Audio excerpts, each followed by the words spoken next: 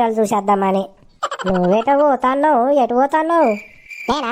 నేను ఈ గోదావరి దాకా పోయేస్తాడా, ఫంక్షన్ ఉన్నది మా చుట్టాలది, పోయేస్తా. మరి నీ మొగుడు రాడా? నువ్వు ఒక్కదానే పోతాను. ఏ ఇద్దరు ఎందుకు, మళ్ళీ ఆయన అత్తే బస్ ఛార్జీలు అవుతాయి. నాకంటే ఉత్తగా నేనే అటు పోయి వస్తా, నేనే పోతానా.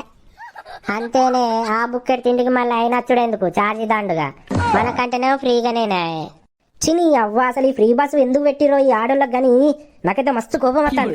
ఫంక్షన్లకు పోతే పైసలు ఖర్చు అయితే అన్నోళ్ళు కూడా ఫ్రీ బస్సే కదా అని చిట్టుకున పోతారు. అయితే కానీ ఏ ఫంక్షన్ ఉన్నది మరి ఆడ? ఏ ఫంక్షన్ అంటే పెద్దగా కాదే పూసక్క, ఇంట్లో మందమే. మా చెల్ల కొడుకుది పుట్టినరోజు ఉన్నదని అంటే ఇంట్లో మంద కేక్ కట్ చెప్తాను రాక్క అంటే పోతానా.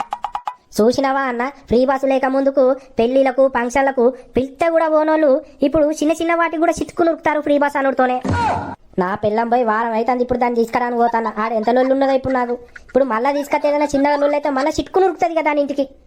అయితే కానీ చీరేడ కొన్నో మంచిగా ఉన్నది. ఇది అలచ్చక్క, ఇది హైదరాబాద్ లో కొన్నా మొన్న పండుగకు. నేను